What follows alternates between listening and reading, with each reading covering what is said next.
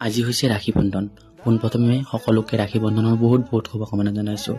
আৰু দেখিছে নহয়, আমাৰ ঘৰতো এনেকুৱা পৰ্ব কিছুমান চলি আছে। আৰু এই পৰ্বৰ দ্বাৰা এটাই সূচাইছে যে আমি সকলোৱে এনেদৰে একতাৰ জৰিয়তে বান্ধ খাই থকাটো উচিত। অকল আমি নিজৰ ক্ষেত্ৰতে এইটো মানি চলিলে নহ'ব, আনৰ ভাই ভণ্টি দাদা বাইদেউকো যাতে আমি সমান চকুৰে চাওঁ, তাৰ প্ৰতিও সংকল্পবদ্ধ হৈ এই বান্ধটো বান্ধা উচিত আজি। তাৰপিছতে আমি ওলাই আহিলোঁ আমাৰ ওচৰতে থকা মনসা পূজালৈ। এয়া দেখিছে নহয়, এয়া হৈছে গেৰুৱা মনসা পূজা।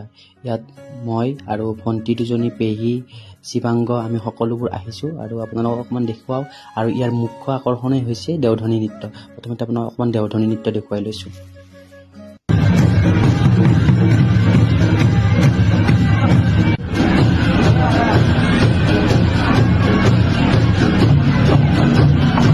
আৰু ইয়াৰে ফুল ভিডিঅ' মোৰ চেনেলত দিয়া আছে, আপোনালোকে চাব পাৰে। আজিলৈ বাই বাই।